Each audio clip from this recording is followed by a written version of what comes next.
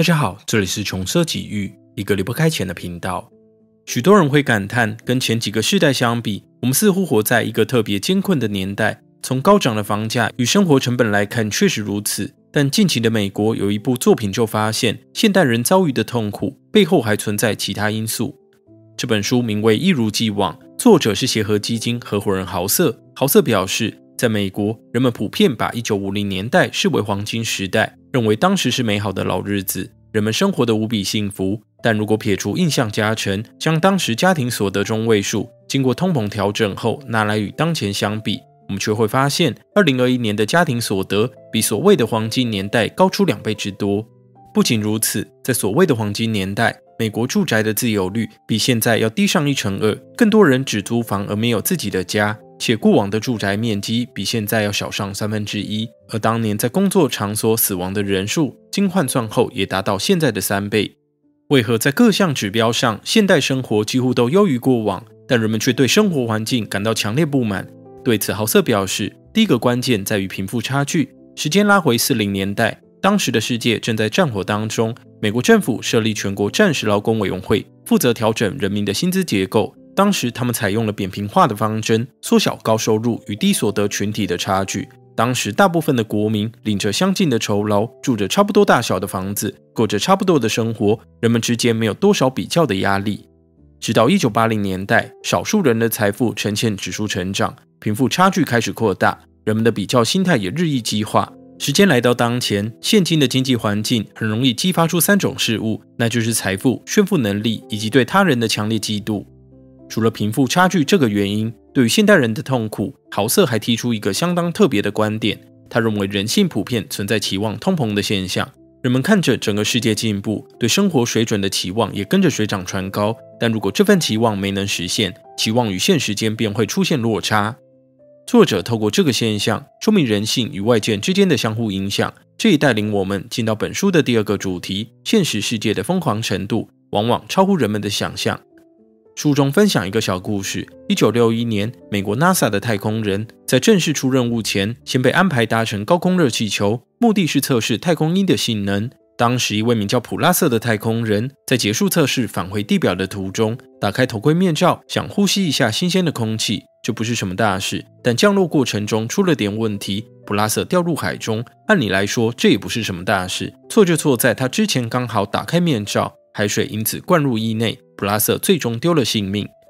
这个看似不相干的故事告诉我们，风险永远超出人类的想象。经济学人有一项惯例，就是会在每年1月预测未来1年各面向的趋势。然而即使他们邀集了各方专家，也都没猜到新冠疫情与乌克兰战争。这也凸显出黑天鹅事件的特性，许多影响全球的重大风险几乎都很难用科学的方式量化预测。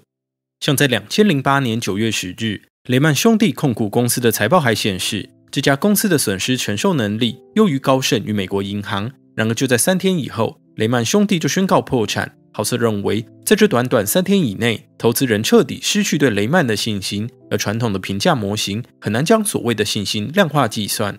豪瑟在观察投资圈后还发现，人们常常沉迷于数据，期待能找到理性的答案。但事实上，那些无法预测的事物才是推动商业与投资行为的主要力量，而且大部分的灾难都来自多个微小的风险叠加。书中提出2个案例，首先是1930年代美国的经济大萧条。事实上，在经济崩溃之前，美国就存在股票估值过高、不动产投机过热等现象，但当时的人们根本无法料想到之后会发生的一切。当股市全面下跌，企业开始解雇员工，员工还不出贷款，回过头来导致银行周转不灵，民众于是降低消费，最终催生出大萧条。第2个例子是新冠肺炎。如果将这场灾难拆开来看，新型病毒不算少见，国家封锁消息也不难想象，防疫进度受到官僚主义拖延更是常见，但把诸多因素加总，并酿成撼动全球的疫情风暴。这里简单梳理以下脉络：现代人们的痛苦源自期望与现实之间的认知失衡，对预测的过度依赖，以及忽略小事件的影响。在这个不理性的真实世界中，我们要如何自处？书中提出以下几个对策。首先，针对期望与现实的落差，书中建议要把财富与幸福分开来看。财富指的是拥有的事物，幸福对应的则是每人的期望与需求。如何正视自己的期望需求，用最适合的方式满足，比无脑追求财富还要简单合理。第二是风险管理，既然我们已知无法预料所有危机，人们应该做好更多准备。本书鼓励储蓄，而豪瑟认为理想的金额应该是要带来有点太多的感觉。第三点是降低对预测的依赖，书中介绍了一个观念，叫做过度努力的陷阱，意思是人们很容易被复杂的理论吸引，反而忽略简单却有效的事物。例如在理财领域，多数人只要把开销压到收入以下，并将多余的钱好好存起来，获得的成果几乎稳定高于胡乱操作的平均值。但在美国大学校园，财务课程却着重教授衍生商品定价策略这类复杂的知识。豪瑟建议，既然我们无法预测未来，便不需要追求最完美的答案。投资界有句话是这么说的，差不多的正确胜过准确的出错。第四点是要重视小事情可能带来的影响。我们前面举的案例可能偏向负面，但小事情也能带来正面的效果。例如网际网络技术，本来是美国国防部用来管理冷战资讯的小专案，如今已发展到为整个世界带来正面的影响。而投资领域的道理也相同。美国橡树资本管理公司创始人马克思曾经分享，公司有一位投资人，年度绩效从来挤不进前1/4，但如果将时间轴拉长到14年，他却是报酬水准挤进前4%的投资高手。关键就在于他能常年维持看似普通的绩效。豪瑟建议，假如希望稳定投资获利，应该要将重点放在长期维持的稳定绩效，而非追求短期的最高报酬。第五点是要避免超捷径。人们对预测与效率的追求，本质上是对这个不完美世界的抗拒，但在通向目标的路上，许多值得追求的事物都必须付出相应的代价才能获得。乔瑟本人就曾拜访一位社群媒体顾问，请他分享经营社群的技巧，而这位专业顾问在3小时的课程内分享了主题标签、最佳发文时间以及粉丝互动等内容，但他却没提到任何关于创造精彩内容的 know-how。豪瑟认为，写出精彩内容并没有秘诀，背后所需的是时间与创意的堆积。同样的概念也适用于减肥与理财，人们必须正视事物背后的代价与麻烦，才能达成最终的目标。